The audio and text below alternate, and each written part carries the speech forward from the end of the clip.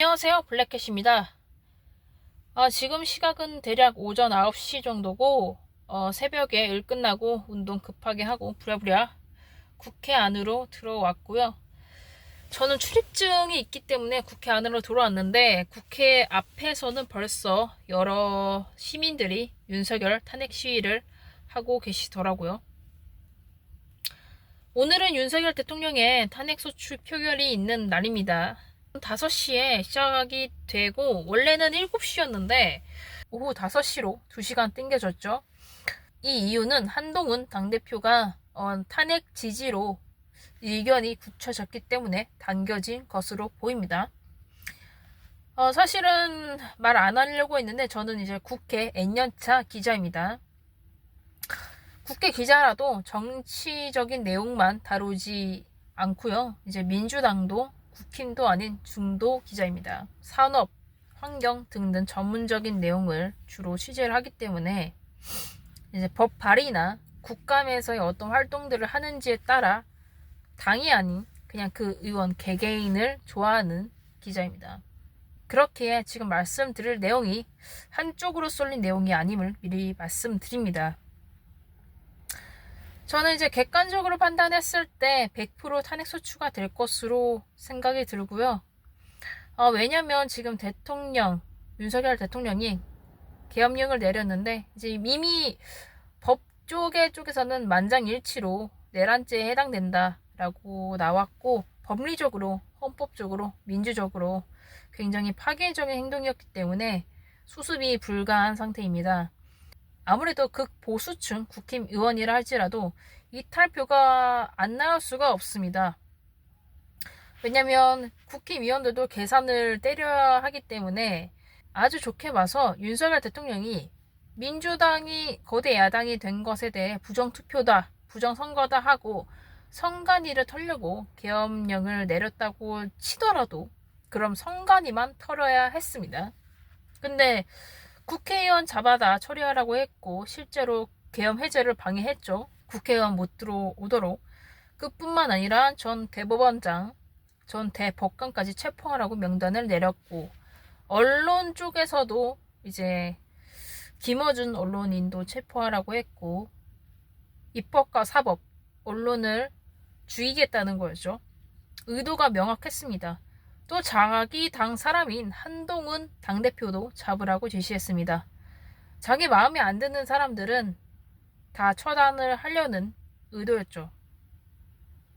이게 뭐냐면 김정은을 연상케 하는 거죠. 이제 북한의 간첩가 김정은을 욕하면서 김정은과 똑같은 행동을 하는데 이게 민주당을 처리할 수 있는 그런 명분을 없앤 거죠. 그런 것들이 이율배반적이라는 것을 다 알고 있습니다. 국힘의원들도. 그래도 한번 시도해 보는 거예요. 왜냐하면 이게 다 계산적인 거예요. 윤석열 대통령을 위하는 게 아니라 윤석열 대통령이 탄핵이 돼도 나는 국힘을 위해 애썼다 이겁니다. 그리고 탄핵이 됐어도 나는 사실 이제 표결에서는 탄핵에 지지했다. 탄핵의 표를 던졌다라고 하면서 빠져나올 구멍이 있는 거죠. 즉, 지금의 이제 탄핵 반대에 대한 그런 시위, 쇼에 대해서 이제 이 사람들도 어쨌든 나중에 명분을 만들어야 하니까 하는 것들도 있습니다. 그러니까 지금 당론은 이렇다라고 하는 게 사실은 표결로 들어가면 모르는 거죠. 그리고 시민들이 스트레스 받아 하는 것들이 이제 댓글들 보면은 윤석열 대통령이 계엄령을 내는 게 너무 잘했다 라고 하는 사람들이 있잖아요. 그게 매크로인지 아닌지 모르겠는데 그거를 보면서 뭐지 이런 사람들이 있다니 라고 이제 스트레스 받아 하거나 이해하려고 하지 않으셔도 됩니다. 저도 이제 방송 언론 관련해서 대학원, 대학교 그 다음 언론계에서 정말 많이 몸을 담아왔는데 또 논문이나 이런 사례들을 보면요. 별의별 사람들을 많이 만나는데 정상적인 판단을 하는 사람들이 아니죠. 예를 들어서 그 사람들한테 한번 물어보면요. 윤석열 대통령이 지금 계엄을 했으면, 그럼 만약에 이재명이 대통령이 돼도 똑같이 해도 괜찮냐? 이러면 안 된다고 합니다. 안 된다고 해요. 그런 사람들은. 정상적인 사고 방식을 가진 사람들은 누가 대통령이 됐든 이런 불법적 계엄을 한다? 그러면 탄핵을 당연히 해야 되고 아니면 체포를 해야 된다라는 게 정상적인 사고 방식이니까 스트레스 안 받아 하셔도 되고요. 그냥 이상한 댓글들 있으면 무시하시고 자신이 배웠던 민주주의 정신대로 건강하게 생각하시면 됩니다. 또 뭐 그런 이제 사람들이 생각하는 게 한정적이에요. 윤석열 대통령이 부정선거 의혹이 난다고 불법적인 계엄을 해도 된다는 논리잖아요. 그러면 이재명 의원과 민주당 의원들이 윤석열이 대통령이 된 게 부정선거 같다고 하면서 그냥 밀어붙여서 특검 붙이면 그래도 된다는 의미가 되는 거죠. 다만 윤석열 대통령이 선관위에 이제 침입을 지시를 하면서 이유가 있었는데 이건 일리가 있다고 봐요. 그 언론사의 통계 데이터를 믿을 수가 없다. 그것도 조작이다라고 했죠. 잘 생각해보면 윤석열과 이재명이 대선을 치를 때 설문조사 업체들이 뭐라고 계속 시비를 댔죠. 거의 80대 20으로 윤석열이 압도할 거라고 했는데 실제는 50대 50으로 거의 반반으로 윤석열 대통령이 겨우 이겼죠. 이게 저도 이제 말씀드리는 거지만, 그러니까 언론계 사람들은 다 아는 거지만 거진 설문조사 데이터들 이런 건 다 조작이 90% 이상은 다 됩니다. 자신이 그렇게 해봤으니 또 일심이 가는 거죠. 바람핀 놈이 아내를 더 잡는다는 말이 있듯이.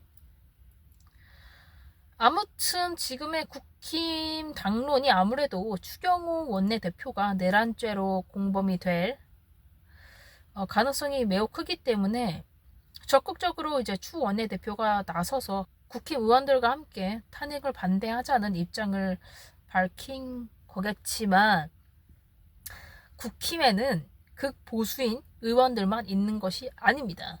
저도 제가 개인적으로 만나본 이제 재선이 아닌 초임 신진 국힘 의원들과 전문 국힘 의원들을 보면요 알 수 있는데, 어제 기자들이 탄핵을 반대하냐고 물었을 때 애매한 답변을 한 국힘 의원들 보셨는지 모르겠지만 거진 이탈표입니다.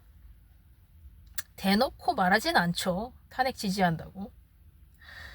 그러니 탄핵 소추는 걱정 않으셔도 되는데 제가 좀 걱정이 되는 거는 문제는 헌재에서의 판결이죠. 지금 6명밖에 없는데 6명 전원이 찬성해야 하고 이 중에 한 명이 윤석열 대통령이 추천해서 올라온 사람입니다. 한 명만 삐끗해도 윤석열 대통령이 다시 2차 계엄 할 수 있는 위치에 다시 업무가 재개가 되는 거죠.